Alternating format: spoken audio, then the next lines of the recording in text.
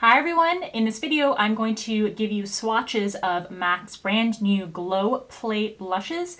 This is a brand new formula of blushes, and as you can clearly tell, it's also in special edition packaging. So if you want to see what the colors truly look like, how they apply, how they swatch, and my first impressions of the formula, then this is the video for you. Make sure you subscribe to the channel by hitting that red subscribe button and turn on the notification bell. Follow Allura Beauty on Instagram, and of course, if you missed the latest video, I will link that in the upper right-hand corner for you. That was a review of MAC's new putty eye primer, and I compare it to MAC's Paint Pot to let you know if it's a more affordable dupe of MAC's Paint Pot. All right, let's get looking at and swatching MAC's new Glow Play blushes. So first, these are currently available. They're available for purchase through MAC's website, Ulta, Nordstrom, Macy's, Bloomingdale, and Saks Fifth Avenue. I will put a link in the description box below to where you can purchase them online, and I will link to Ebates so that if you are shopping online, then you can get cash back. There are actually a total of 11 shades, but for some reason I only got 10 of them, so I'll be showing you almost all of the shades that are in the line. They retail for $30 each, so they're definitely not an affordable blush. The description by MAC says, "Touch and glow, play your way with all new bouncy blush. This innovative, ultra-smooth, cushiony blush creates a flawlessly radiant look when applied with fingers or a brush. 11 blendable shades delivered in one creamy, buildable formula provide a pinch of foolproof sheer to medium buildable color." So the key claims on this are that it has a lightweight, spongy texture. It's supposed to give you all-day wear, stay true to color, and give an immediate radiance. And you can apply these with your fingertips or using a brush. As with the MAC Loud and Clear Spring 2020 collection, these have that same clear plastic packaging. Otherwise, the packaging is the same as MAC's standard blush compacts. If you want to see swatches for MAC's Loud and Clear collection, I will link that in the upper right-hand corner for you to see. So this first shade here is No Shame. And then here things get a little complicated. MAC has definitely mislabeled some of these blushes. These are both listed as being Cheeky Devil, which clearly they're not. They're two different blushes. I'm pretty sure this one is Cheeky Devil based on the color description. And this one is either the shade Grand or Blush Please. My best guess is that this is the shade Grand. It's possible it's also Blush Please. So I'm not really sure. Here's the shade That's Peachy. Of course, I nicked it right before filming. This shade is So Natural. Next up is Groovy. This shade is Totally Synced. Cheer Up. This shade is Cheeky Devil. Heat Index, and Rosie Does It. So for application, I will do both brush swatches and swatch these with my fingers. MAC suggests that you can use brushes such as their 159, 128, or 109 brushes. The 159 and 128 are kind of duo fibered brushes. The first one is definitely a duo fibered one. And then the 109 one is more just like a dense synthetic brush. So for application on my cheeks, I'm definitely going to use a duo fibered brush like this. This one's not from MAC, but it is a good duo fibered brush. But for purposes of swatching on the arms, I'm going to use this dense synthetic brush by e.l.f., their blending brush. So first up, I'm going to swatch No Shame. And this is described as a rosy pink. Now remember from MAC's description, it's going to be kind of natural to buildable medium. So you definitely get more sheer color at first. Let's go ahead and build up a second layer here. And this is definitely like a brighter rosy pink color. And it does have a silver shimmering sheen. Next up is Blush Please. described as a natural light mauve.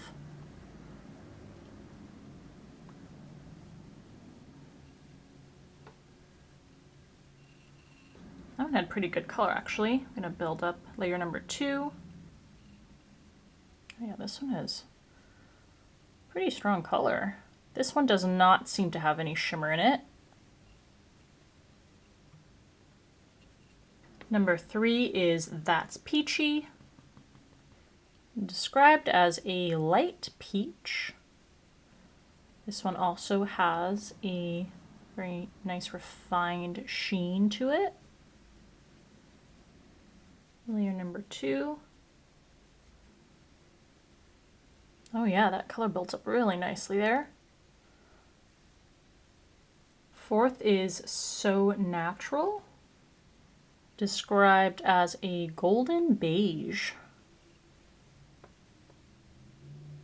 Definitely a super natural shade. With a second layer in this one.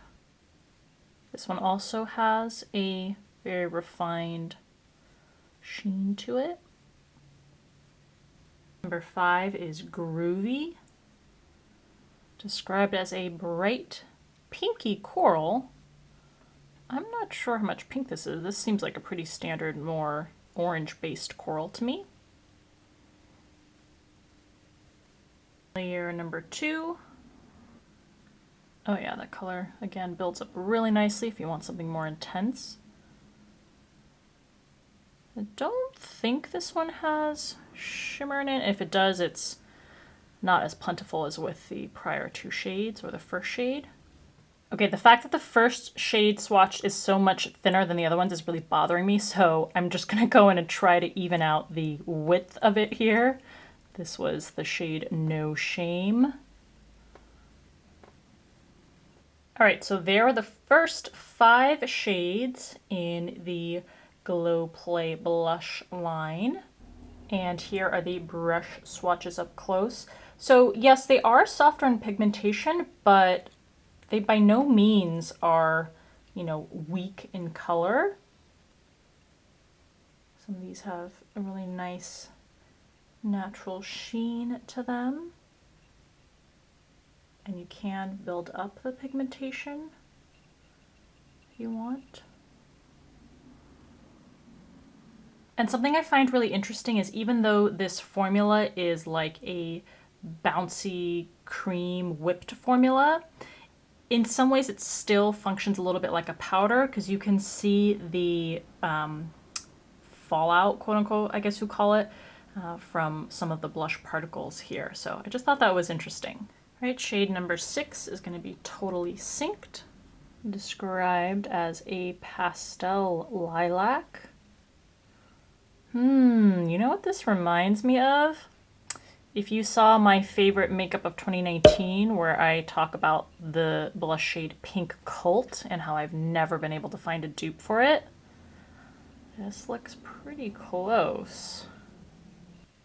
Let's build up that color. Layer number 2. I think it's probably a little lighter on the, it's a lighter shade on the skin than Pink Cult, but the tone is kind of similar. Next is Cheer Up, described as a peachy pink.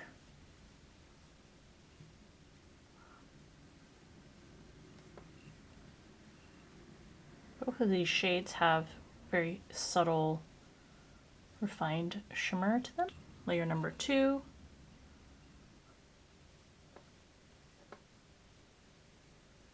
Yeah, this color builds up really nicely. Next is Cheeky Devil. And this is a light pink shade. It's pretty light and sheer. I could tell even when picking it up on the brush for the pan. It's really not much color here. Let's try again, see if we can get something out of a second layer.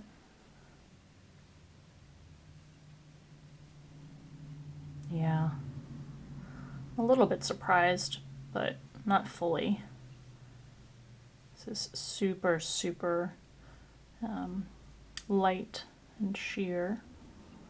Let's try one more. This is layer number 3.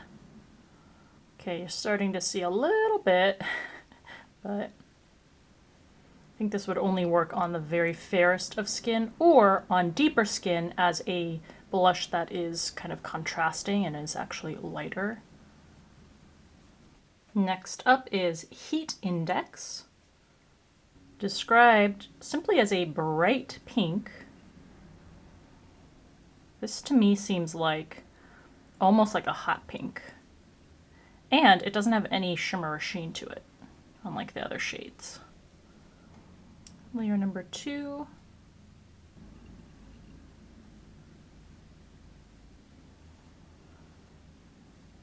And last up is Rosie Does It, described as a jewel-toned purple.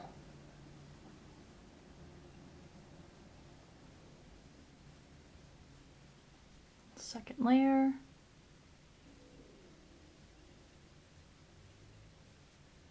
This one does have a very subtle sheen to it.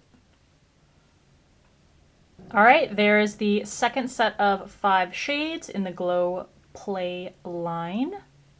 First 3 have very similar, subtle, refined sheen to their surface. And then the last 2 look more matte, although the last one does have super subtle shimmer in it. All right, now we're going to go ahead and do finger swatches of all of the shades. All right, so we have No Shame, Blush Please, and that's Peachy. So Natural, Groovy, and Totally Synced.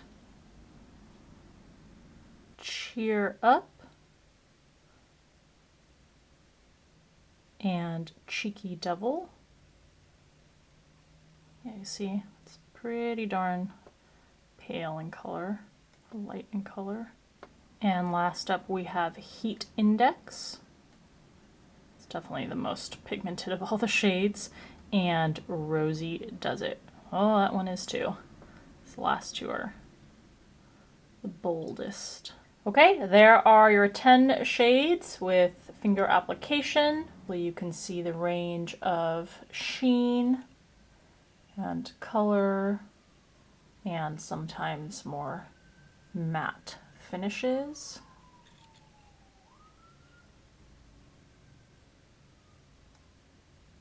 So I've actually tested out the shade what we think is Blush Please, and I used on one side of my cheeks or my face my fingers to apply it, and then on the other side I used a duo fibered brush. I personally prefer using the duo fibered brush just because it allows me to have more control over the placement, and the bristles are so thin that it, I feel, blends the product a lot more nicely.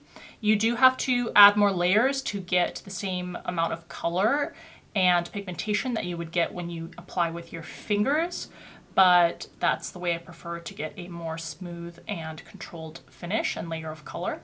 But honestly, either way can work. One downside to this kind of formula is that because it's not like a powder, you have to use pressure in order to apply it and blend it across the skin. And as you can see in the video footage, I do have active kind of blemishes on my face and, you know, dark spots or pigmentation.